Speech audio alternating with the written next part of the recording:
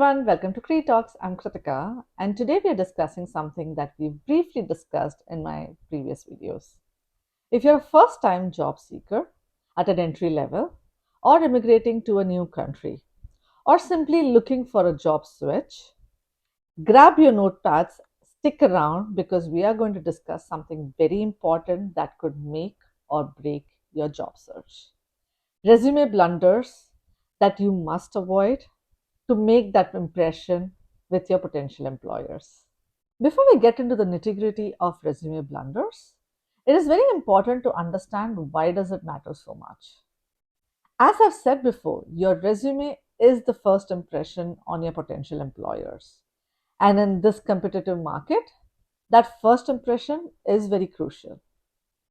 We all know that hiring leaders and recruiters on an average spend around 6 seconds reviewing your resume. Hence, it's very important to make sure that your resume is error free so that you can make that first impression. So, without any further ado, let's jump into the most common resume blunders that we see from time to time basis. The first one is spelling and grammatical errors. I cannot say enough on how much spelling and grammatical errors on your resume can make you look bad. Proofread your resume multiple times before sending it. This is one of the worst resume mistakes that you can make, even if you're the best candidate for the role.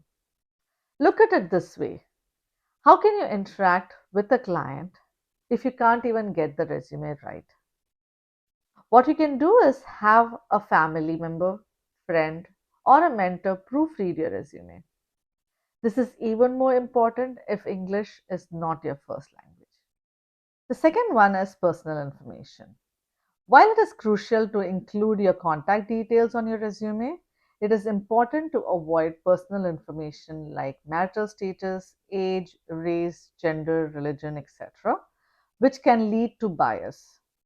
As per statistics, it is known that minority candidates see a decrease of around 50% in interviews if their race is revealed on their resume.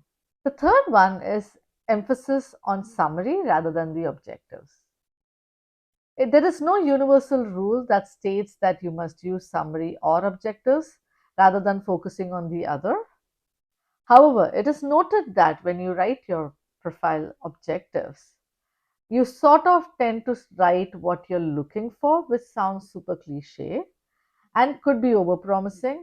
Whereas when you write your profile summary, it is like your profile statement, an outlay of your career graph, listing out your key technical expertise, your technical skills that makes you best for that particular role. Hence, it could be a great idea to go ahead and list your summary rather than the objectives on your resume. The fourth one is photograph. It's an absolute no to add a headshot on your resume. It's not needed and it invites unnecessary bias. The fifth one is exact home address. While it is important to include the current location, it is not necessary to include the exact address. Again, it's unnecessary and too much information. Number six is using a generic resume. You may want to skip that one size fits all approach while applying for jobs. Look for keywords on the job description and ensure that your resume has it. That helps and increases the chances of your resume getting through human scanning or even ATS. Number seven, irrelevant work experience. While listing out your work experience, focus on what they are asking for in the job description that you're applying for. If you have 10 things and they are asking for 5, focus on highlighting those 5 details that they are asking for. Number 8, references. Again, it's unnecessary to include references on your resume. You're giving out somebody else's contact details, which is not right. If your resume falls into wrong hands, those references could fall prey to some scams. Give out this information when asked from you. Number 9, unprofessional email addresses. It is funny, but it is important to have email addresses that look professional and decent. I remember the times when we had MSN Messenger and we had very weird email addresses. Please do not use them for your job applications. It does not come across serious and professional. Number 10, creating a resume that is too long or too short. It is a debatable topic. Canadian resumes are recommended to be 2 pages long.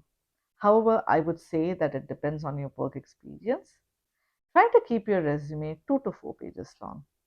Do not omit important information. Do not consolidate all your experience in one single page. Try to have a detailed summary on the first half of your first page, highlighting your key skills, and then highlight those key skills in your work experience on the following pages.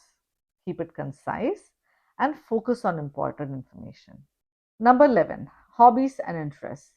Unless it is absolutely relevant to your job application, try to avoid including your hobbies and interests on your resume. Including hobbies like listening to music, cooking, traveling, etc., may be unnecessary on your resume. Instead, try to list out volunteering activities if possible. Number 12, improperly formatted resumes. Keep your resume organized and easy to read. Use readable fonts and font sizes and try to maintain it throughout your resume. The most common font is Calibri, Arial, or even Times New Roman, and the common font size is 11, maybe 10 to 12. Do not mix fonts and font sizes, and do not go overboard with italics. Try to highlight your quantifiable achievements. Numbers speak volume. Do not lie on your resume. You might be tempted to exaggerate your achievements and your key skills based on the job description, but it's an absolute no no. A lie can be very easily verified.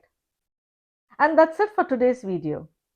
Remember, your resume is your ticket for your desired job, so make sure to invest your time and effort to make it shine. I've also added my LinkedIn profile in the description below. Make sure to follow me for jobs and tips. And I really hope you found this video useful and helpful. If you did, go ahead, give me a like, subscribe, and hit the bell button so that you never miss an update. Until then, stay smart and don't forget, I'm an ordinary girl with extraordinary dreams. Bye.